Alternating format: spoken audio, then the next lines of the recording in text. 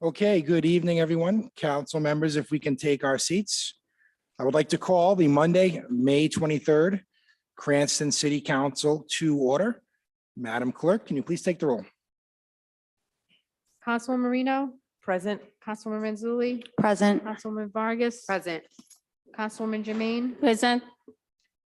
Councilman Donegan, Present. Councilman Campiano, Present. Councilman Riley, Present. Council President Ferry, Present. Council President Paplaskas. Present. At this time, will you please join me in the Pledge of Allegiance?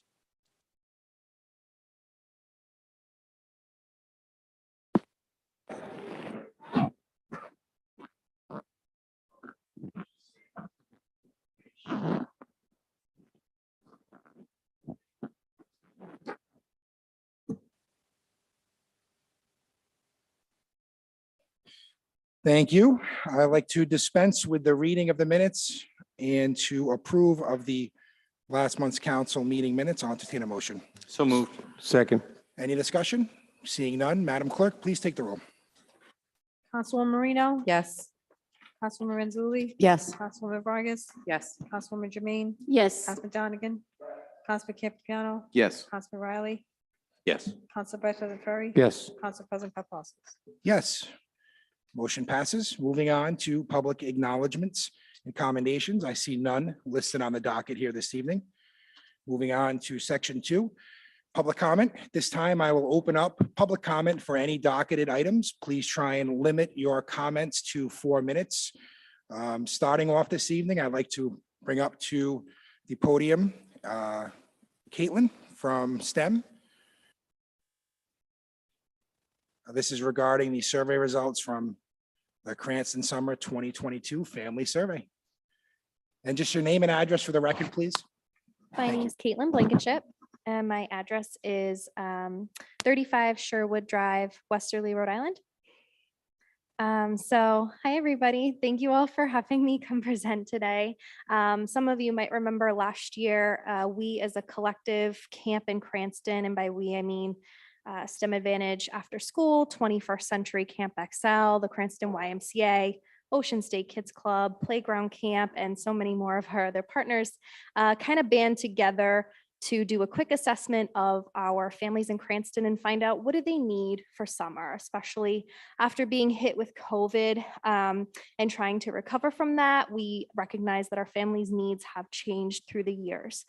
So we did a survey last year, we did it again this year, and this is just kind of an update on what we received from our families this year. There are a few changes from last year, but I don't think it's anything too big or shocking. I'm not going to monologue because I know you guys can read, but I will quickly just go through the report. And if you have any questions for me, I'm happy to answer them. So as you can see, we're happy that we actually surveyed 100 more families this year than we managed to do in last year. So we got responses from 366 Cranston families, which came to about 650 youth. And we collected their surveys in the month of February.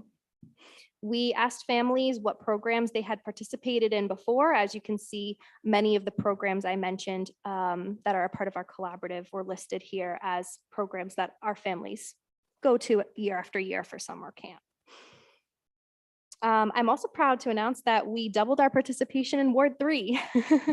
It's always a hard ward to get surveys from. So we especially concentrated collecting surveys from that area in order to get more of our families' participation from them.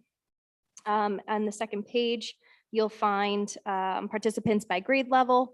For the most part, it didn't change too significantly. We had some increases in the amount of high schoolers that filled out the survey, as well as our K through second grade, which we recognize a lot of our we had a lot of pre-K families last year, and so they filled out the survey this year, and their students are going into kindergarten.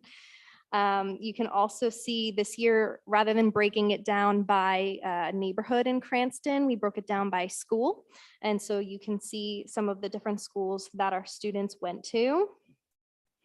Some people chose not to say, or there's another section they were homeschooled or they go to a couple private schools as well.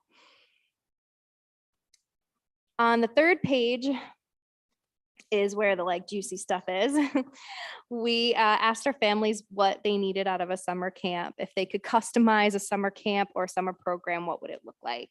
And so here you can see all of the different options our family selected. Most notably, everybody wanted in person. I mean, sorry, not everybody. Obviously, there are some that are virtual, but most people wanted an in-person summer camp program, which was significantly different from last year's survey, where most people were preferring virtual or hybrid. As you can also see, people need a full-time program that is all summer, which is not a surprise when we know that our working families don't get time off. And then again, to no surprise, people were looking for flexibility in their weeks and their days, because a lot of our families have some days off in the summer and they just need coverage on the others, or weeks because they go home, they go on vacation, and they just need certain weeks that they don't have to go to camp. The reason I highlighted these especially is because not all of our camps actually function that way, mostly due to funding. A lot of our camps are actually restricted. They don't necessarily accommodate the need for all summer, and they, if they're based on attendance, they absolutely do not offer flexibility in days and weeks. I also highlighted some of the activities that our youth enjoy, and most of our youth across the board prefer STEM and sports, no matter what their age. It's a very consistent request for youth in sports. I also highlighted this year that a lot of families were requesting swimming, which they had not requested last year. And 60% of our families who mentioned swimming as an additional option for summer camp highlighted that they were looking forward to Budlong Pool being open. On the next page, you can see, actually next 2 pages, you can see a more thorough breakdown of our students by age, grade level, and what topics they were interested in their summer camp. It's important to highlight too that a lot of our families, though they pick, let's say STEM, for example, they do like a camp that has more than just one thing for their child to do. They don't necessarily want their child to do math and reading all day, every day. So I'm gonna skip to past the grades and topics and start with the next page that begins with the scale of how important academics are to our families in Cranston.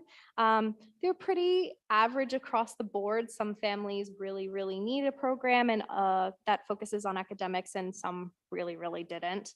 Some things that we found interesting when we were breaking down the data a little further is we found for the first time that our 9th through 12th graders were requesting more academics, especially with a highlight to credit recovery.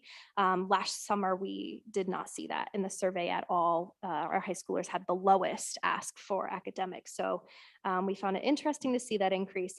I also highlighted that the average of importance of what academics was to our high schoolers decreased when they had younger siblings. And that is because our parents usually have the older siblings watch the younger siblings, and thus academics, while still important, becomes less of a priority to them. You can also see that we asked our parents to indicate what is a comfortable pay range for them for summer camp based on what they needed. Pretty average between $0 all the way up to $120 a week. And the reason we ask this is because, again, some of our programs have funding where they're cheaper per week, and then some of our programs do not, where they are more expensive. And so this was just more something for our programs to think about when they are figuring out their prices and what can our families also realistically afford to pay for summer camp. On the next page, you'll see just some other comments, questions, and concerns. This was a very open, generic, tell us how you feel, what you think, share your story kind of section. And we tried to categorize some of the comments and things that we found. As I mentioned, options for teens was something that came up a lot in the comments. There are not a lot of programs for our 9th to 12th graders. We also got a lot of comments this year around programs and camps for our students with special needs. There are still a good percentage of our families who are concerned about COVID, and we're kind of waiting to see what that would look like in the summer before they sign up for a program. Again, families needed programs that work around their work hours, often requesting programs that started before 8 a.m. or lasted until after 4 p.m.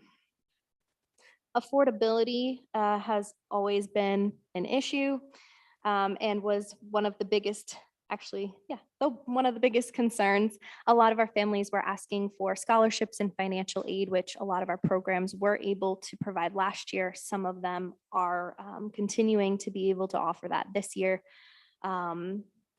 with various funding streams. Families highlighted the importance of having educational access to programs, as well as like COVID learning loss, as well as social emotional learning loss. And under access and equity, we had a lot of families ask for not only affordability, but access to meals, as well as access to transportation, which is another challenge for our programs to administer.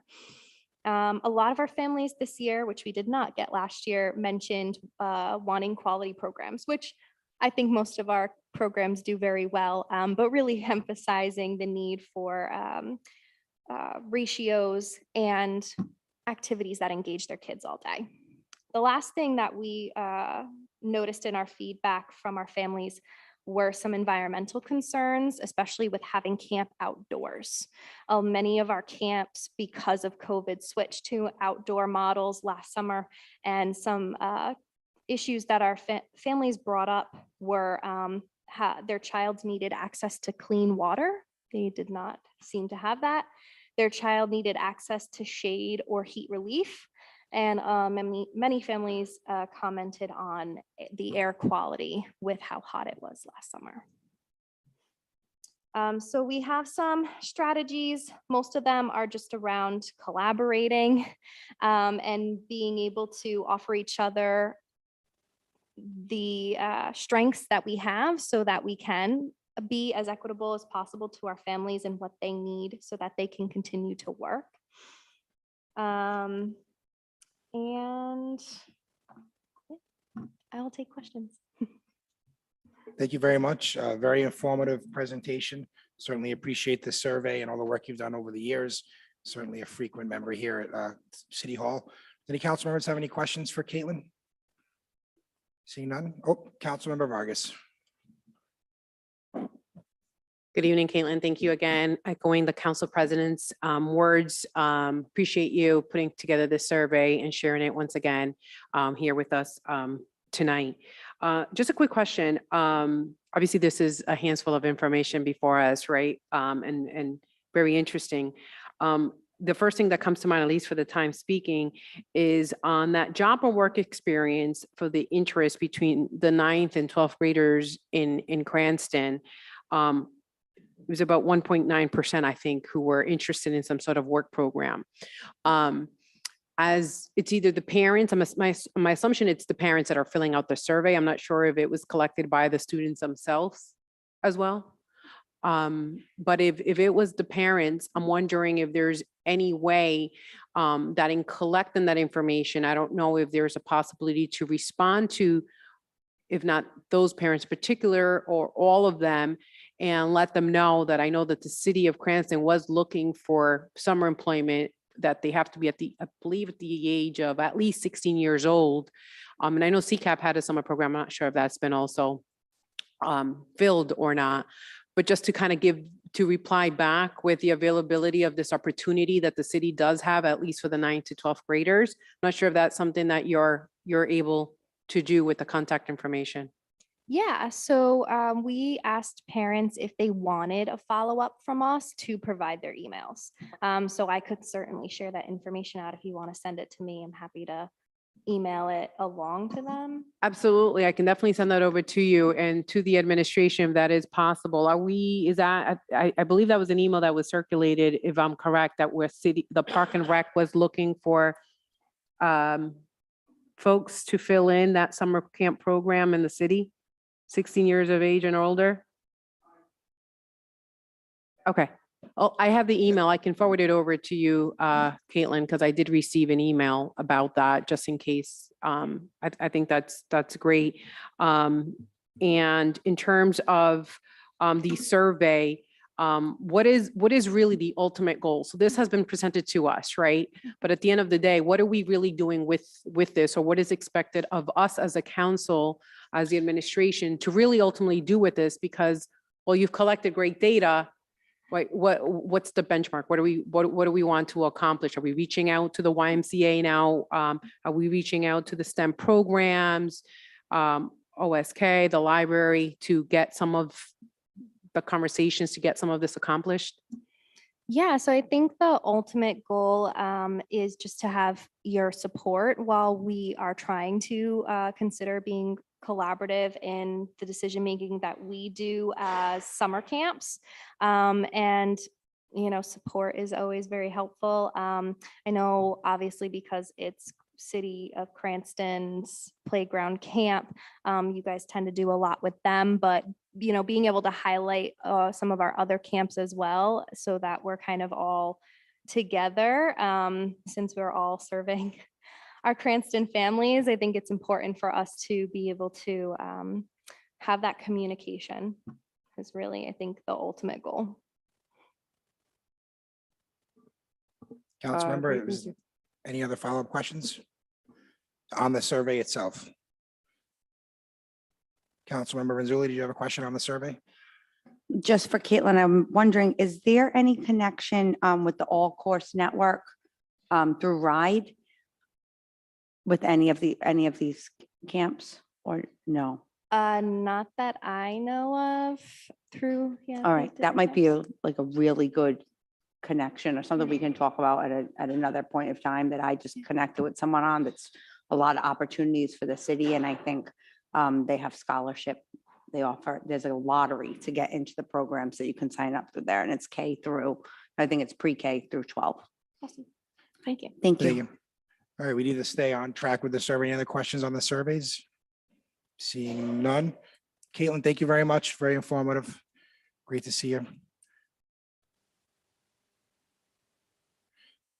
Right, public comment still open for docket items. If you're on Zoom and would like to make a comment, please raise your hand. Good evening. Name and address for the record, please. My name is Sheila Ressiger. I live at 50 Malvern Avenue in Cranston. Council President Poplawskis and members of the. Could I get you to hold your, is this for the survey? This Yes, is it for the, you want us to put this on the record, the 5G? Could I have Right. you speak at the second part? Because we're just doing docketed items This- first. I thought it was on the docket. Well, it's under miscellaneous business at the end. It's not under the, Oh, I didn't realize do, that. is that, if that's okay, just hang till I the can second wait, part. sure. Thank you so much. Any other comments on docketed items? Seeing none, I will close public comment. Moving on to resolutions. First, we have a resolution declaring the first Friday in June to be National Gun Violence Awareness Day, sponsored by Councilman Donegan, co-sponsored by Councilwoman Vargas, Marino, and Renzulli, and I want to entertain a motion on this resolution. Motion to approve. Second. We have a motion and many seconds under discussion. Councilmember Donegan. Thank you, Council President. This resolution that is before us this evening is almost identical to one that this council passed, I believe unanimously last year. It's just to recognize the toll that gun violence takes on our communities, and just wants to seeks to honor victims of gun violence, both here in Cranston, throughout our state, and nationally. Thank you, Councilmember. Any other comments on this resolution? Councilmember Jermaine.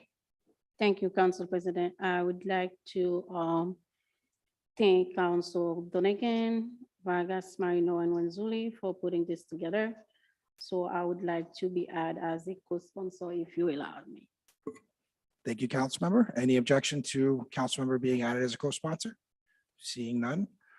Any other comments? Councilmember Vargas. Thank you. Pretty much just echoing again the words to Council Member John Donegan just pretty much said.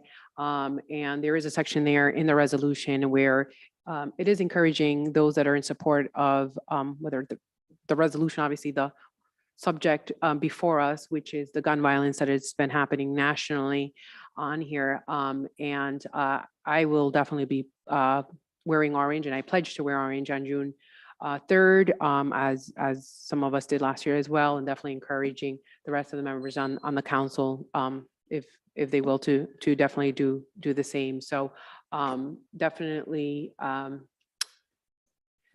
obviously, I'm just urging passage this evening once again, as we did last year. So thank you, Councilman Donegan, again for putting this forward and allowing me to be a co-sponsor on this very important issue. Thank you. Thank you, Councilmember Vargas. Council Vice President Ferry. I would like to be added as a co-sponsor. Okay, Council Vice President, any objection? Seeing none. Okay, any other comments by council members? Seeing none, Madam Clerk, please take the roll. Councilwoman Marino, Yes. Councilwoman Renzulli, Yes. Councilwoman Vargas, Yes. Councilwoman Jermaine, Yes. Councilman Donegan, Councilman Campiano, Yes. Councilman Riley, Yes. Council Vice President Ferry. Yes. Council President Paplaskas. Yes, thank you. Moving on to report of committees. We have the Finance Committee, Council Vice President Ferry. Yes, first we have resolution authorizing motor vehicle tax abatements that was approved in committee. I urge passage tonight. Thank you, Council Vice President. I entertain a motion on the motor vehicle tax abatements. Motion to approve? Second. We have a motion to approve. Do we have a second? We do. Any discussion? Seeing none, Madam Clerk, please take the roll. Councilwoman Marino, Yes. Councilwoman Renzulli, Yes. Councilwoman Vargas. Yes. Councilwoman Jermaine, Yes. Councilman Donegan, Councilman Campiano, Yes. Councilman Riley, Yes. Council Vice President Ferry. Yes. Council President Paplaskas. Yes, motion passes 9-0. Next, we have tax interest waiver approvals that were approved in committee. I urge passage tonight. Motion to approve? We have a motion to approve and a second. Any discussion? Seeing none, Madam Clerk, please take the roll. Councilwoman Marino, Yes. Councilwoman Renzulli, Yes. Councilwoman Vargas, Yes. Councilwoman Jermaine, Yes. Councilman Donegan, Councilman Campiano, Yes. Councilman Riley, Yes. Council Vice President Ferry. Yes. Council President Paplaskas. Yes, through me to Council Vice President or to Mr. Igo, the tax interest waiver approvals, we just approved those tangible or property?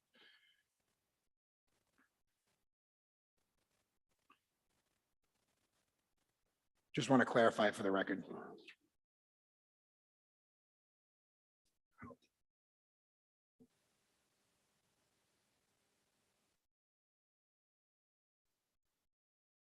Usually there's more, there's only a couple this month. I just wanted to clarify for the record. Didn't mean to throw the hamster off the wheel.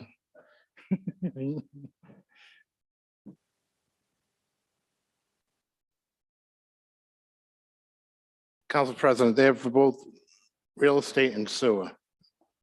Real estate and sewer. Thank you very much, sir. Welcome. Appreciate it.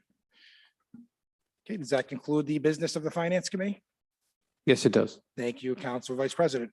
Moving on to the Claims Committee, Councilmember Donegan. Thank you, Council President.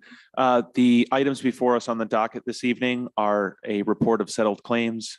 No votes are going to be taken on this. This is what was approved by the committee or the solicitor's office. Thank you very much. At this time, I will open up public comment for undocketed items.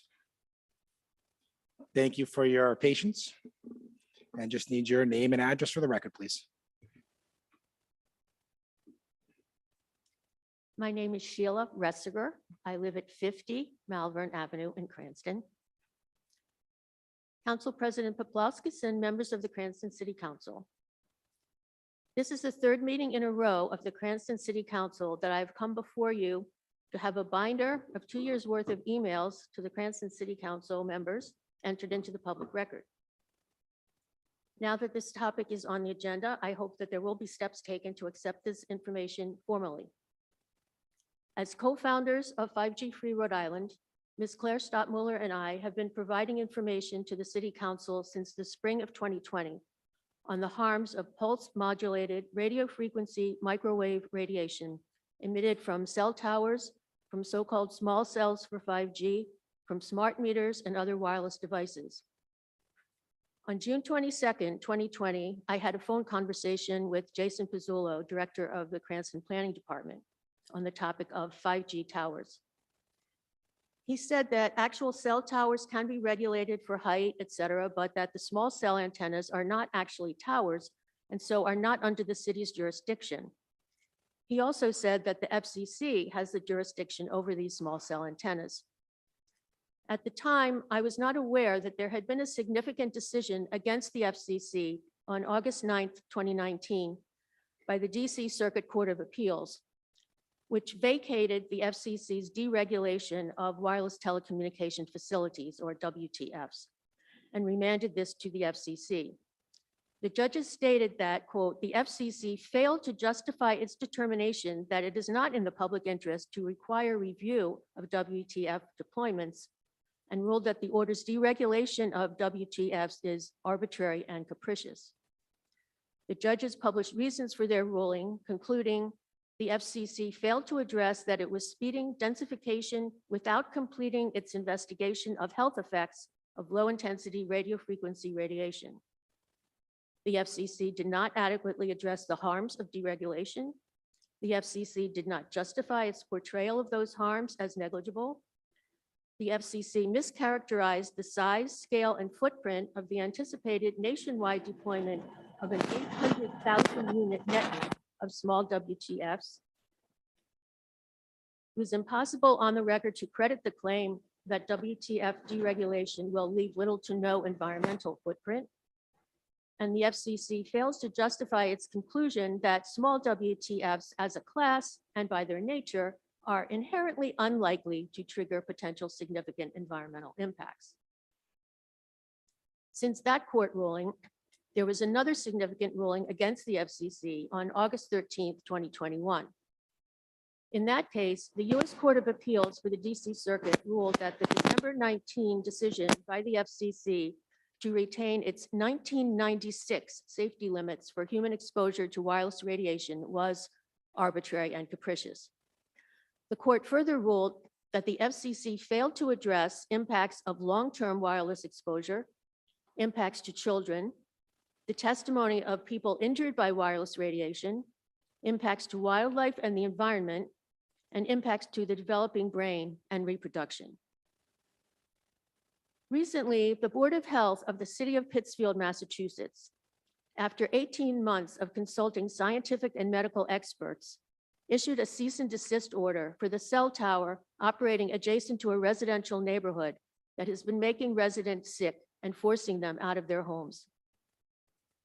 Considering these developments, I urge the members of the Cranston City Council to avail yourselves of the information already provided to you on this urgent topic and to pursue ways to protect Cranston's residents, businesses, and environment from the pollutant of wireless radiation emitted from cell towers, WTFs, and smart meters. One final question. The people and business owners of Cranston need to be able to access a map of the siting of all cell towers and small cell antennas in the city. Is there such a map? And if not, when will such a map be drawn up and made available? Thank you. Thank you very much. Any other public comment for under undocketed items?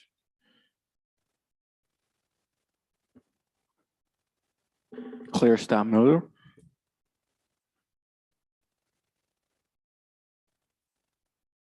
Good evening, Claire. Name and address for the record, and please limit your comments to 4 minutes. Thank you.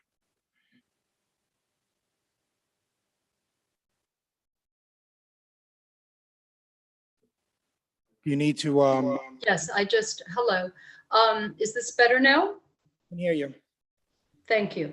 Claire Stadtmuller at 963 7 Mile Road. I will be sending information via email, but I just wanted to share a preview of that. And city officials are sometimes saying that their hands are tied when it comes to microwave radiation and the siting of wireless telecommunications facilities, the WTFs. So the most prominent attorney in the country on this matter is Andrew Campanelli, and he's made available excellent YouTube videos aiding cities and towns protect their constituents. And so I'll just read one little brief paragraph from that, and I will be providing by email more information. Even if a local government somehow violates the Telecommunications Act of 1996, there's nothing to be fearful of. And the reason is, if a wireless company sues a local government under the Telecommunications Act, they don't win money damages and they don't win attorney fees. So there's no threat of financial loss to the local government. As far as the hands being tied, quite the contrary is true. Congress specifically preserved power to local governments to regulate the placement of wireless facilities. And then he gives the, it's 47 USC 332 C7A. It says basically that the general rule is local governments have that power. And the greater import, the reason that it's most important that they do something to regulate these things, what most people have no idea is, while the FCC has set general population exposure limits, meaning they set a limit, allegedly, on the maximum level of radiation they can expose members of the general public to, the FCC does virtually nothing to actually apply those limits. As a general rule, the FCC never ever tests wireless facilities and never requires the owners to test them. So local governments are the first and only line of defense against their constituents being exposed to illegally excessive levels of radiation. So that's all I have to say. Thank you. Thank you. Any other comments under public comment on undocketed items? Seeing none, I will public comment. Moving on, I'd like to entertain a motion to take the docket out of order so we can vote on the requests from 5G Free Rhode Island. It's under miscellaneous business on the clerk's desk. So moved. Second. A motion and a second. Any discussion on taking the docket out of order? Seeing none, Madam Clerk, please take the roll. Councilwoman Marino, Yes. Councilwoman Renzulli, Yes. Councilwoman Vargas. Yes.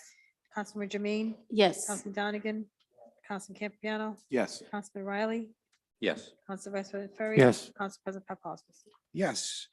Next, I'll entertain a motion to submit the correspondence from 5G Free Rhode Island as part of the record. So moved. Second. We have a motion and a second. Any discussion? Councilmember Donegan. Could the motion be repeated? Is it a motion to approve or a motion to? It was a motion to accept the correspondence from 5G Free Rhode Island and make it part of the record. And we have a second. Any discussion? Councilmember Donegan? The only, I guess, question I have for anyone with longer institutional knowledge is, has the council ever entertained something of this nature? I don't recall it in the 3 years that I've been on the council. I'll just answer from my experience. This is being year 8. This is highly unorthodox. Seeing that 5G isn't something regulated by the council, certainly was a request from a constituent that Council Vice President Ferry honored. So it's before us now, but it is unorthodox. Councilmember Donegan. To the solicitor or anyone from legal, is this something that's within the city council's purview?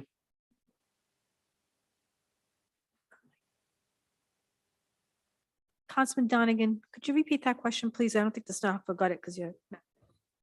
Sorry, is this something that's within the city council's purview? Well, we don't regulate cellular communications. And typically, this body accepts information relative to business items that are before it.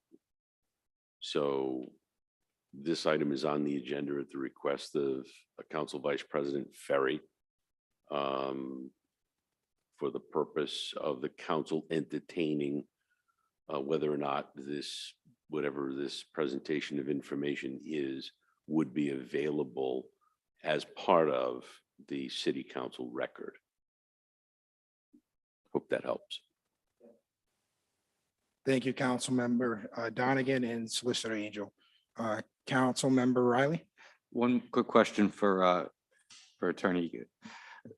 Is this in any way, by us accepting these, are we assenting to the facts or alleged facts set forth therein by putting them in public record?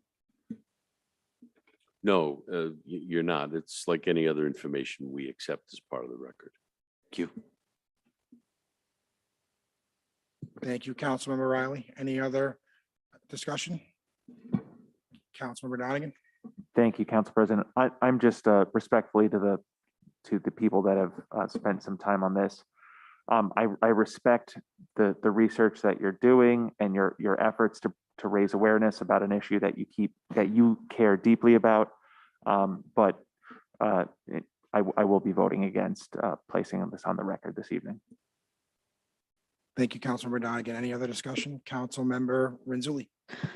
Sorry, I feel like my question is repetitive, but I just want to ensure that we're just voting to put the documents that have been presented from the constituents on the record in the same way that someone has come and presented photographs of trash somewhere or lights on when they're not supposed to be. Is that correct? We're not voting for anything else in That's relation correct. to this? You are simply voting to make this part of the council record that would be available in the clerk's office. Okay, thank you.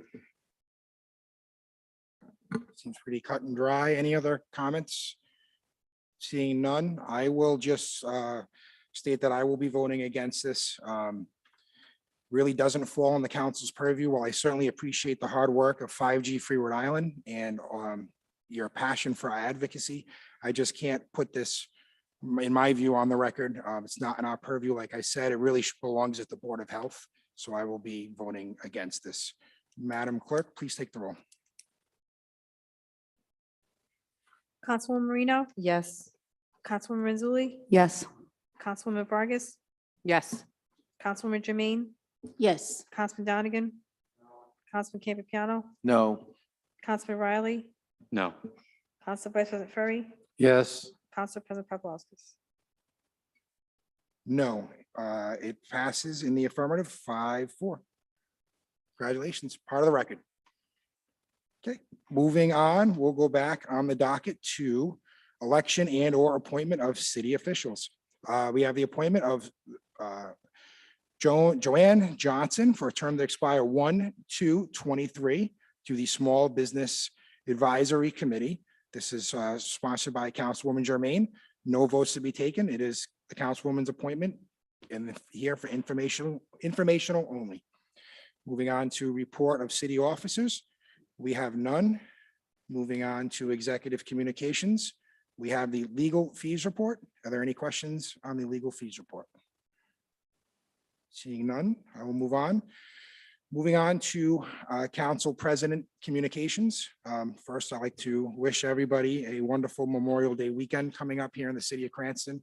It's nice to see the warm weather and the city come alive over the past couple of weeks, and especially this past weekend. It's hopefully going to be a beautiful weekend and certainly looking forward to that. I don't want to steal any of Councilwoman Vargas's thunder. Just a reminder of the 250th Gatsby Days coming up. Gatsby Day Parade is on June 11th. The city council is invited to march. Hopefully we can all make it. I know it's June 11th is usually a tough day with graduations and everything else going on. And Councilwoman Renzulli, we can get a convertible for you. Because I know your ankle's out of commission right now. So looking forward to Gatsby Days. And then one final thing, I just like to send thoughts and prayers to the Thornton family. One of my friends, Matthew Thornton, 33 years old, passed away recently. Certainly want to dedicate this evening to the Thornton family and to him. I'm actually going to be stepping away in a minute to go to a remembrance forum, and I'm going to pass the gavel to Council Vice President to finish the night. So certainly our thoughts and prayers are with them. That being said, next up on council member communications is Councilman Riley, Small Business Advisory Commission. Councilwoman Riley, the floor is yours, and Council Vice President, I'll pass the gavel to you to finish the evening. Thank you, everyone. Thank you, Council President. Yes, to the administration, I wanted to kind of get an update on the Small Business Advisory Commission. I had appointed someone back in when this was first put together. This was adopted on March 22nd of 2021. He's called me numerous times asking what was going on. I put him in touch with the appropriate people. I'm still getting those calls. He said he did receive a letter at one point saying he was on it, but it's been 14 months now. Pursuant to the city code, the chairperson of this, the Director of Economic Development, is the chair. All meetings shall be at the call of the chair or a majority of the committee members. 2.58.03 says the committee shall meet monthly and produce a report of findings and recommendations quarterly. So there should have been approximately 14 monthly meetings and 4 reports. So I just wanted to find out what the status was on this.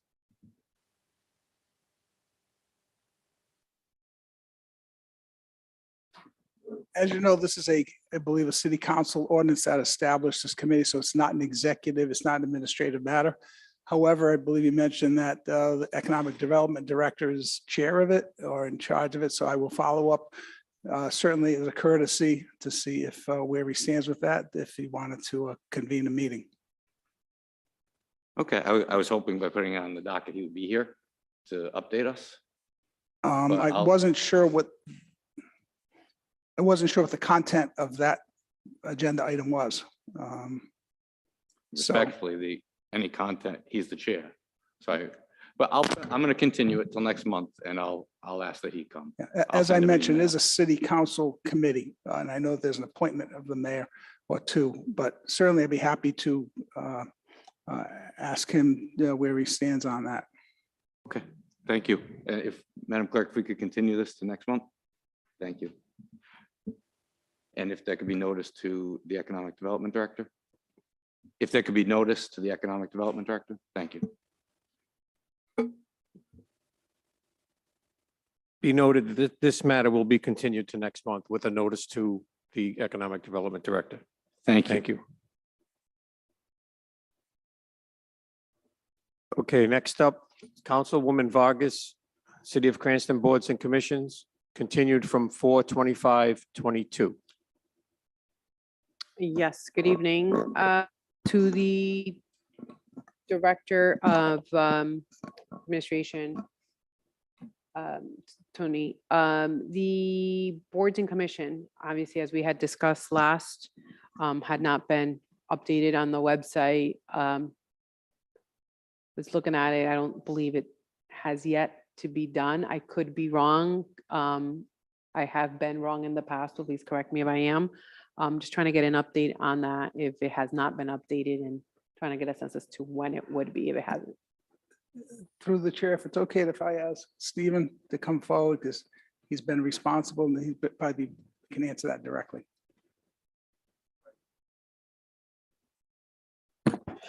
Yeah, it's updated on the city clerk's page on the right-hand side. It should be at the bottom. There's a blue button that says boards commissions. It'll take you to a Google Drive folder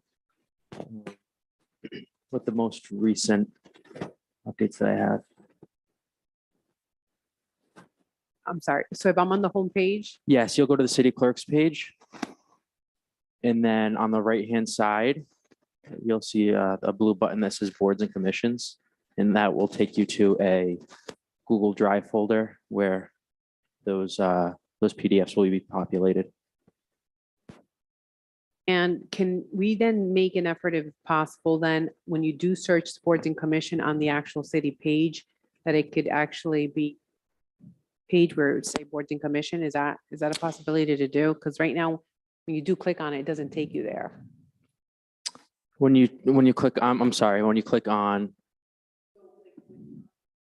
On the city website, Mhm. and even if I search boards and commission, and it takes me to boards and commission, it takes me on the left. Is there any way to put something that says click here for boards and commission? Because it gives me you the list on the left side, which you would click on. Yeah.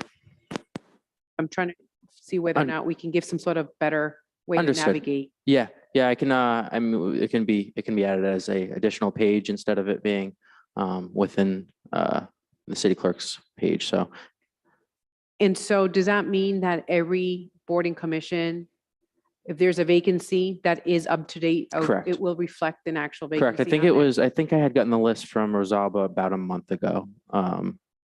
So it's up to, I think that's when you sent me the most recent. There may be a few that I have to send. So, you, but mostly it's up, yeah, okay. It's up to date as of last month, I think, when you had made that initial request. All right, great. Yeah. So if we can Yeah. find a way to just, I don't know, just something that would at least be able to be transparent to have people Sure follow thing. through. Thank you. Happy to do so. Next on the agenda is the Oakland Cemetery. Councilwoman Vargas. Yes, Oakland Cemetery, again, to the administration, just trying to get an update as to where we are back in 2019. I sent pictures to the administration at that time, previous administration at that time. And hence the reason why the zoning inspector had gone out, or the inspector had gone out to the cemetery and then brought the matter up before us at the municipal court locally here. And I believe that that case was at some point then going up to the state level. Trying to get a sense to where are we on that? If we are able to discuss that.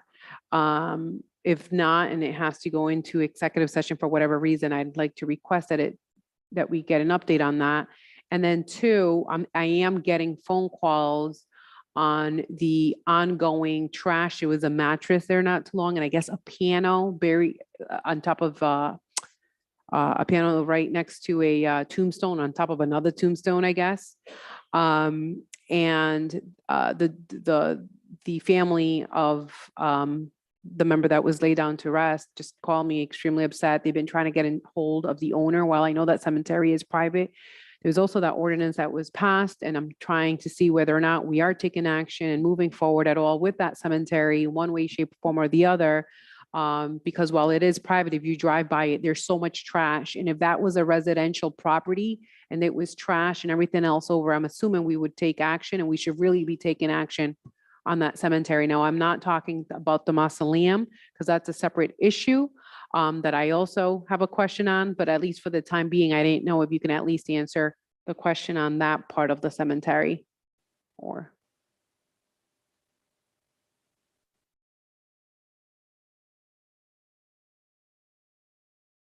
As to the first part, I don't know the exact status of, I believe it's in Superior Court, whereas the owners of the property, owner or owners, are suing the trustee for not releasing more funds for the maintenance of the cemetery. I don't have an opinion on that, but that's where last I heard it was. Do you mind if I keep this on then? Actually, I'll keep this on the docket for next month. I'll to the clerk if possible. And hopefully maybe one of the city solicitors would be able to provide us an update as where we are on the municipal court component of it as well. As if it's being, a portion of it is being heard here and the other at Superior, but I just want to make sure we're not dropping the ball as a city on this at all in terms of representation when we get to Superior Court.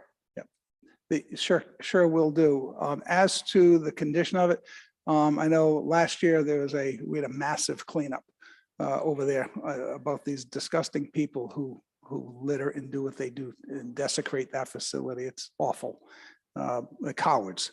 And to continue to do that, be more than pleased asking DPW to take a ride through there to see what they can do on a couple of the things you mentioned. happy to do so. And I'll ask the building inspector, the office, to take a swing by. But completely agree, it's a shame the way society has become with certain individuals that just have complete disrespect for other people. I appreciate that. And if I have to send you additional pictures in terms of the conditions of the cemetery, even like, again, the fencing and everything else, I don't mind going back and taking pictures. I drive by that place every single day.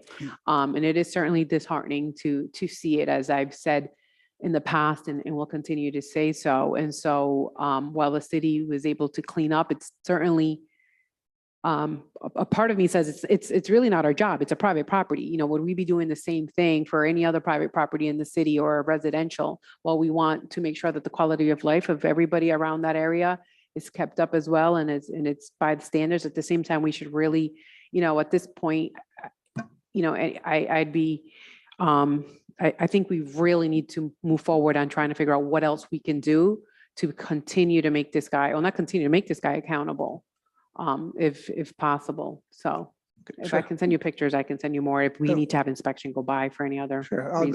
I'm sure I'll go by, I'm sure the mayor will go by. It's a sensitive point. It's a shame, and unfortunately, our hands are tied to a very good extent, as you know. So we're all sharing the same concerns. I'd be happy to follow up, both ask the solicitor's office to give a status at the Superior Court level. I believe it's Superior Court.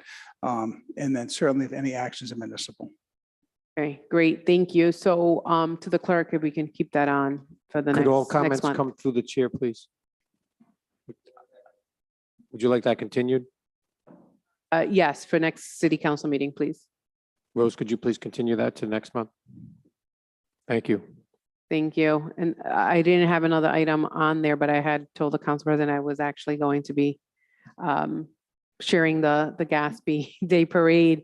But obviously, we already all know that. And if not that anyone's looking for me on that day, but unfortunately, I will not be part of the 250th celebration this year because I am the mother of a Cranston East senior, a high school senior who is graduating. And so Cranston East graduation is at 9 a.m., the very same time that the 250th Gatsby Parade is taking place. But I will definitely be there in the weeks coming ahead because they have many celebrations and block parties leading up to Gatsby and the fireworks that they also have. So I will be in attendance, but strongly urge those that are watching and those that are here to support one of the biggest celebrations that we're having, and that's the 250th celebration. So thank you. Sure.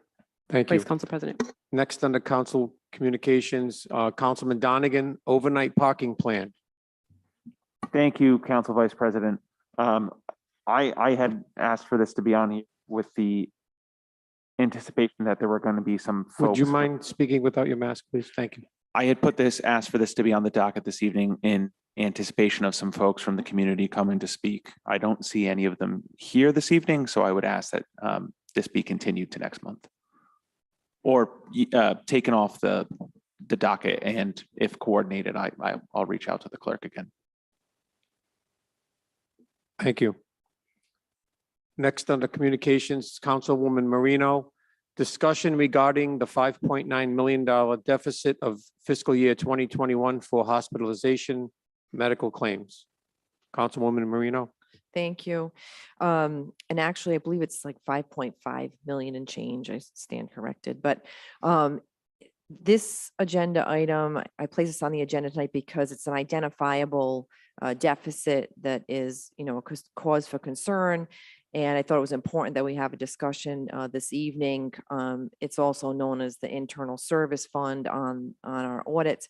And if the administration can identify for us with clarity basically what that internal fund is comprised of. We've been told it's, you know, hospitalization, medical claims.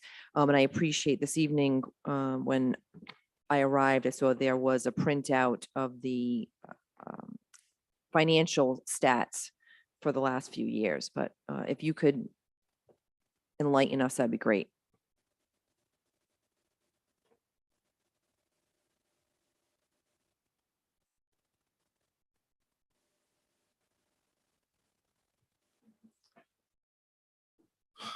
Good evening. I submitted a printout to Rose for the last several years. This problem began back in fiscal year 19. And if you can see on the page 1 of the printout that I provided, our beginning balance at 7/1/18, we were at positive $18,000 balance. Now through that year, we ended up having a $1.4 million loss. So that year, the ending balance was $1,404,000. Now, maybe I should explain how this works. We assign a value to each insurance policy that each employee signs up for. So we have 2 providers, we have United and we have Blue Cross. And we assign a value to each one of those policies, either a single plan or a family plan. So with that, each week, each payroll, we deposit money into a separate account, this fund 704. And all those funds go together. And then at the end of the month, Blue Cross and United send in invoices that are paid for by these funds that we deposit for each employee. So in that year, we had $1.4 million more in expenditures than we did in revenues. And I know you can't talk too much about this because of HIPAA laws and everything else, but a generalized rule that went on in that year was there was a chemical fire on Elmwood Avenue. And there were a couple of dozen firemen that were injured in that in that incident. Now I can't tell you how much that cost in particular, but that was a driver in that fiscal year that caused the deficit. So now on the second page of the handout, this is the page right out of the audit that shows our deficit of that year of $1.8 million. And that's comprised of 2 things, the hospitalization I just spoke of and our claims. Now, claims is a separate fund, but it's also part of the internal service. And what internal service means is that it's a service that's provided by the city for the benefit of the city, but primarily the only revenues going into that fund are revenues generated from the city. So in the case of the hospitalization, as I said, each payroll, we deposit money into the funds. Now, similar to claims, each quarter we deposit money into the claims account. And then based on the number of claims that we have, plus the insurance policies that also run through there, we ended up with a deficit in that fund as well of 436, making the combined internal service fund a loss in 2019 of $1.8 million. So that brings us to the third page, which is fiscal 20. You can see I highlighted on the bottom, the 7/1/19 balance. It's the same balance as the ending on page 1 of 6/30/19. So we ended fiscal year 19 with a $1.4 million loss. Now that's your starting point for fiscal year 20. In fiscal year 20, we had a $2.2 million loss, bringing the total to $3.6 million at the end of fiscal 20.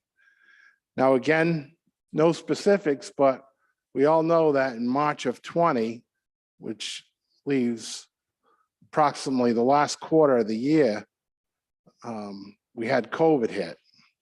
So we had additional expenses from COVID that went through that fiscal year. So that if you flip to the next page, that shows the internal service fund at the end of fiscal year 20 being a $3.9 million deficit. Going into 21, again, our beginning balance in the hospitalization fund was $3.6 million deficit. We had another $1.5 million deficit throughout the year, leaving the ending balance of $5.1 million. And again, in fiscal year 21, primarily a large concern was COVID. We had several employees here that were in the hospital for months on end.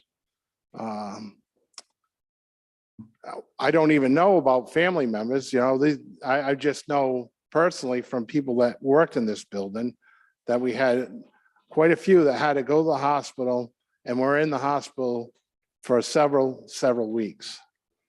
So that brings us to the end of fiscal year 21, $5.1 million deficit. And if you can see on the following page, the audit showed $5.6 million at the ending balance, 5.1 from hospitalization, and $500,000 from claims. Now that brings us into the beginning of the current fiscal year we're in. The beginning of fiscal 22, we had a $5.1 million deficit. To date, we've had a $900,000 loss. So currently, we're showing a $5.9 million deficit in the hospitalization fund. And as you probably know, as part of the fiscal year 23 budget, we had put in $7 million into the budget to rectify these losses within hospitalization and claims. If we hadn't been fortunate enough to have that money, the only other place that could have come from was taxpayers. So I welcome any questions that any of you may have. Thank you for that. I would take issue though, when you say the only other source would be taxpayers. I don't think that's entirely accurate. The other source would be collecting appropriate premiums from the workforce, so it doesn't fall on the burden of the taxpayer. Well, And- I'm sorry, Councilwoman, but the makeup of the claims are 80% from the city and 20% from the employee. So the majority of that money, 80% of it, would have come from the city. And just so I'm clear, in terms of the internal service fund that we were speaking of, when you say hospitalization, that is meaning medical claims, like if someone goes to a doctor, or it's not solely if they are admitted to a hospital or have outpatient. Correct. services at a That's hospital. all doctor claims, medicine, whatever else that would fall under your hospitalization type claims. And the use of the word claims for this specific area of the internal service fund, the deficit, is that word claims being used only to refer to medical claims, or what other claims is that encompassing? Well, there's that other separate fund for claims, which encompasses the building insurance and claims against the city. That's the smaller piece. There's two funds that comprise the internal service fund.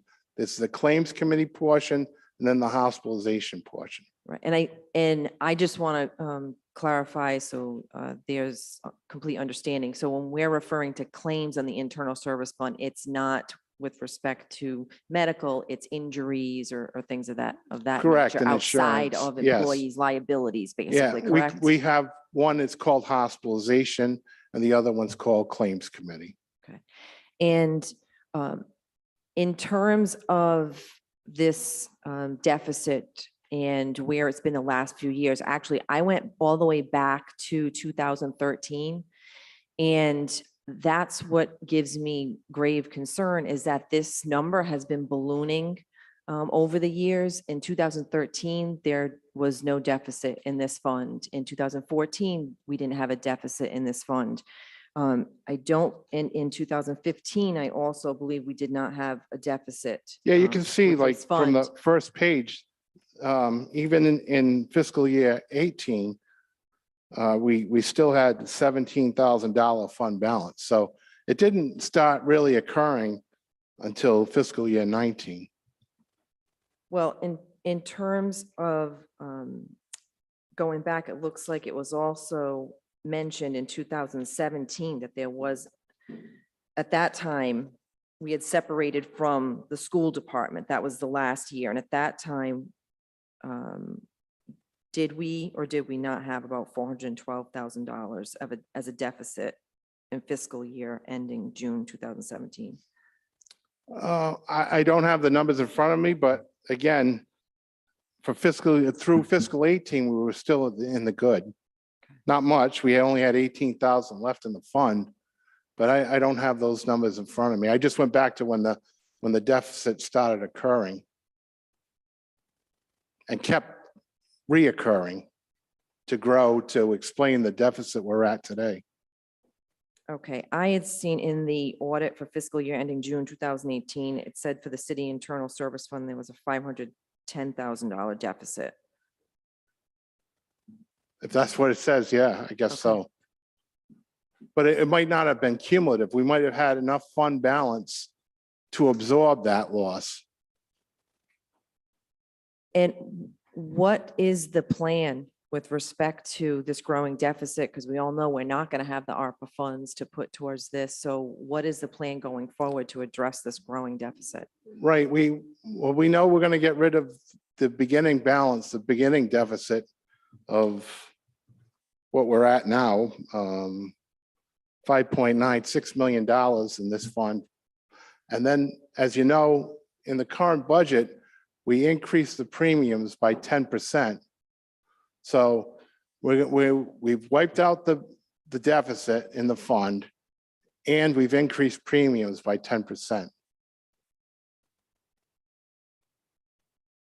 The other question I have, and Mr. Igo, if you can't answer the question through the council vice president sitting as president, if Director Moretti wants to answer the question, with respect to the school department has joined a collaborative to deal with hospitalization, medical claims to reduce that deficit, an issue for them. And the issue has come up with us before. Is the city looking into that as an option now, given the growing increase?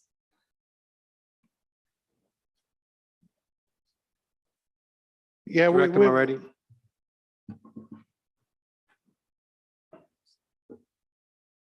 We are exploring or discussing at this point, this is fairly fresh to us, that it really was exposed probably at the very end of March. But that is one of the things, we are looking at ways of streamlining government right now, looking at things differently. That is one of the points of discussion, to look into some form of insurance. But it's going to take a little while to ferret through it. Have there been any discussions? I know you're saying this just came up in March for you, but have there been any discussions with any of the organizations? No, not at this point. As you know, we just, the budget was resolved as of a week ago, I think, tonight. So been jammed up. We don't have a finance director and stretched on resources. So we will do the best we can as fast as we can. I appreciate that that's the intention. Thanks. Yep. Are there any other questions? Councilwoman Vargas?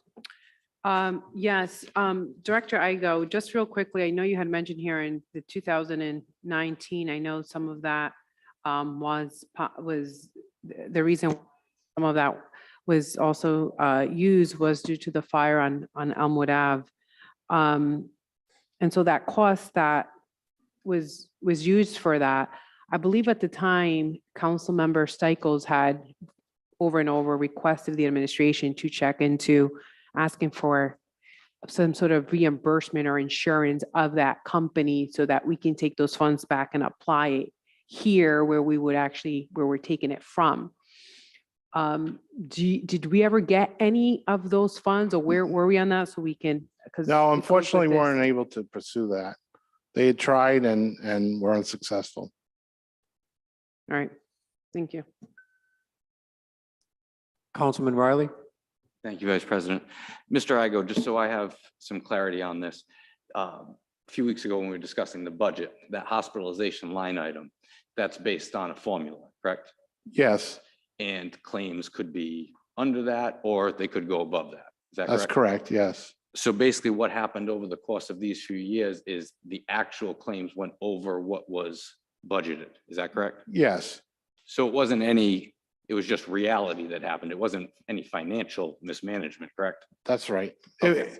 It was catastrophes. We had that fire and God forbid, I mean, there were guys hurt really bad with that and out for a long time. And there's still guys out with that, with respiratory issues. Mhm. And then we had a once in a lifetime pandemic hit. So it's not like, oh, somebody got a cold or it was usual times. These are extraordinary times. Of course.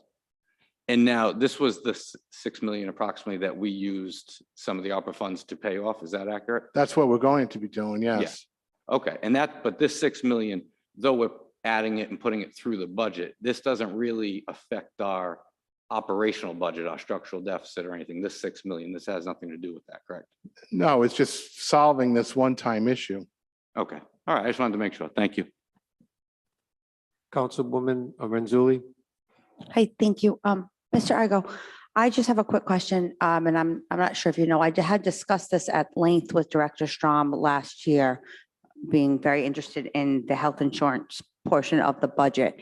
And do you know if the collaborative, such as the West Bay Collaborative, Director Strom did not think it was a good idea to involve us in something like that. He said the League of Cities and Towns, liked how we were doing this with hospitalization and that, there's obviously advantages and disadvantages with using that type of collaborative.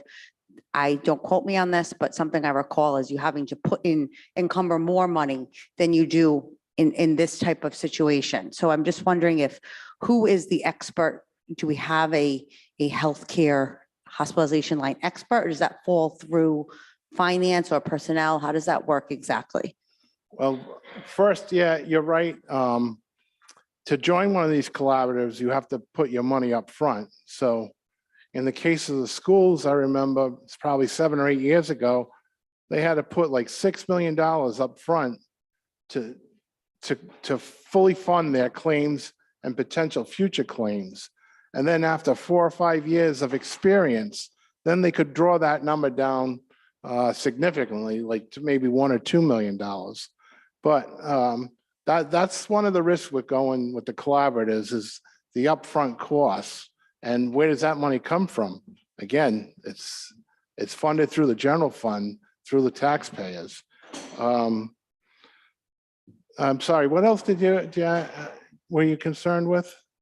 I also have a question. Who comes up with the number for the hospitalization lines that we Oh, increased it yes. 10%? Is that the TPA? Is that the third party administrator? Someone recommends Yes. a certain correct. number? We can either go over to try and be Yeah, extra cautious. A few months ago, I'm not sure if any of you, if it came before the council or not, but the city engaged a contract with Gallagher Insurance Company.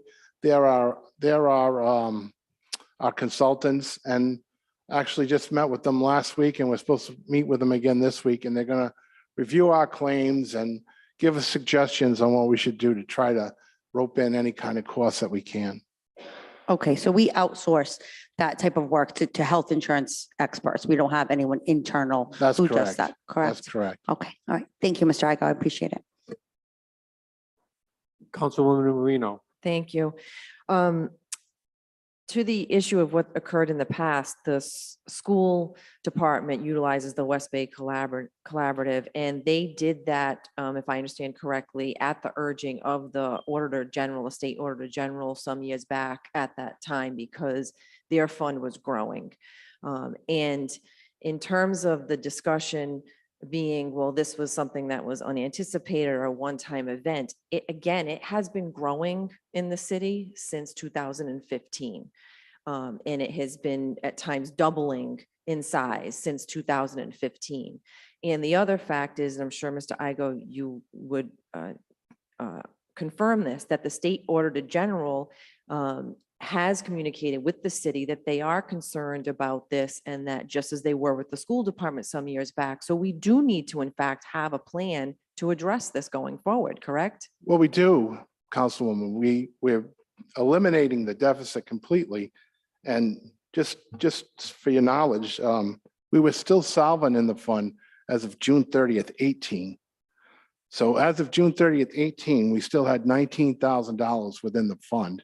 We may have losses in the previous year since 15, but the fund itself was still solvent as of June 30th, 18. And again, our plan is to eliminate the cumulative deficit this year, and we've increased the working rates by 10% to offset any future losses.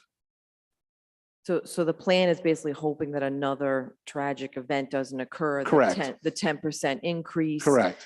And to explore the option of utilizing a third-party carrier for the insurance costs, correct? That's correct. Okay, thanks. Anyone else? I just have two questions for you, Mr. Igo. You say provided we get to zero, and we're hoping that we're not going to have another catastrophe. You say we're increasing the fund by 10%. Where does that 10% come from? Does it come from the employees? 80% comes from the city and 20% comes from the employees. So the total will be a 10% increase. A 10% of the current working claims, but say the claim was $100. Say our cost was $100. 80 of those dollars come from the city and 20 comes from the employee. So I don't understand how it's being increased by 10%. So if it was $100 this year and we increase it by 10%, next year the rate would be $110.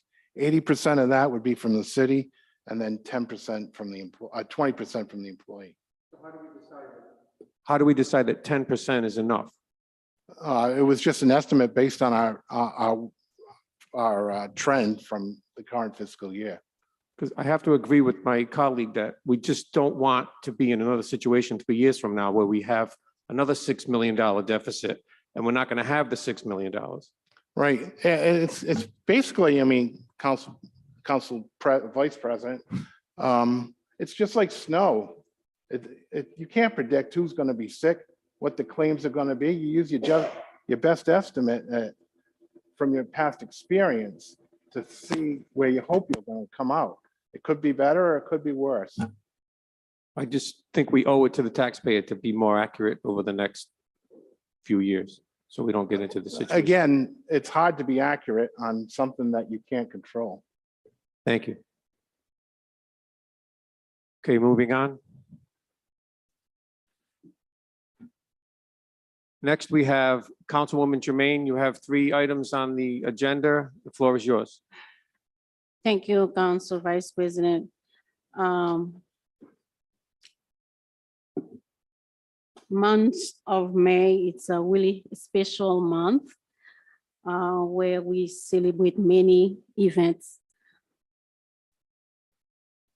It's the month of mothers, like we celebrate Mother's Day, and next Sunday is where Haitian mothers and French mothers will celebrate. I think some Latinos mothers will celebrate as well Mother's Day. So May is really special. But besides Mother's Day, May is the month where we celebrate Asian American Heritage Month. It's the month we celebrate mental health awareness. It's the month we celebrate also Haitian Heritage Month. So that's why I put this item in the docket to acknowledge today. So for the past 2 years, I would say, we have witnessed an uptick in discriminations, in hate against Asian American people. We see it all day. And I think it is important to really highlight the fact that these people, are human beings. They are not less Americans. So we need to recommit ourselves to ensure that they are treated with respect and dignity, and they are protected. They are hardworking people, talented people that work tirelessly to contribute to a thriving society. So I encourage each one of you in your capacity, in whatever you can do, to make sure we see them, we celebrate them, and we give them the respect they deserve, and celebrate the contributions, their legacy to our country. So happy Asian American Heritage Month to all Asian descendants. The next item is Haitian Heritage Month. As you know, I am Haitian American. I was born and raised in Haiti. And on May 18, we celebrate 219 years anniversary of our Haitian flag creation. We recognize May as Haitian Heritage Month is significantly meaningful to all people with Haitian descent. Living in the US, of course. In the world, we celebrate Haitian Flag Day on May 18. It is a time to really remember Haiti, the first ever Black independent country in the world. Haiti is the country that fought and dismantled slavery system and provided the opportunity to other nations in the world to believe that freedom was possible. After the United States, Haiti is the second country in the hemisphere to get its independence. So it is a time to celebrate Haitian rich and diverse culture, history, and resilience. Unfortunately, we don't talk about Haiti, about his history, the beautiful history. Even though we are living right now, if you follow the news, Haiti is experiencing the most difficult time in the 21st century. It is the darkest moment we are living right now in Haiti. But even though we cannot give up, so I send a message to all Haitians living in Princeton. Whatever we can do, all our colleagues, all our partners, we cannot give up. We cannot let it go. We need to rise, and we will rise. We need to stay up and keep faith that the success is possible, the progress is possible in Haiti. We must work together to heal the world and to support the oppressed, the forgotten, the poor, and the orphans left behind in this beautiful country, which is Haiti.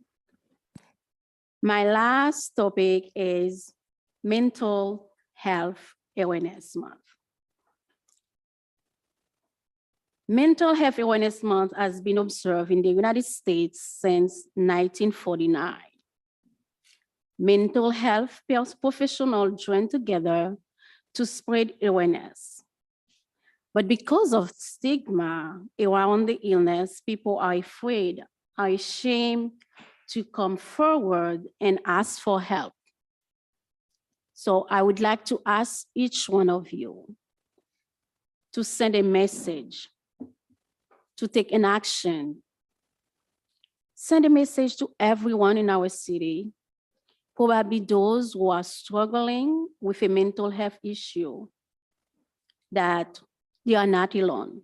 We got their back. So if you have experience or you are experiencing any health issue, don't be ashamed. There are support available, and we know with the pandemic how mental health issue become so big. And we need to be kind, compassionate, and to support those who are suffering. So happy Asian American Health Month, happy Haitian Heritage Month, and happy Mental Health Awareness Month. Thank you. Thank you, Councilwoman Jermaine. I see that there are no council matters carried over. And next on the agenda, I would like to entertain a motion that all new matters before the council be referred to their appropriate committees. So moved. Second. Any discussion? Madam Clerk, please take the roll. Councilwoman Marino, Yes. Councilwoman Renzulli, Yes. Councilwoman Vargas. Yes. Councilwoman Jermaine, Yes. Councilman Donegan, Councilman Campiano. Yes. Councilman Riley, Yes. Council Vice President Ferry. Yes. Next, we have miscellaneous business on the clerk's desk. Item 32202 will remain tabled. And for informational purposes, we have a Rhode Island State Fire Marshal blasting permit number BP 2218. That is just for informational purposes only. I see no other items on the agenda. May I have a motion to adjourn? Motion to adjourn. Second. All those in favor? All those opposed? Good night, everyone.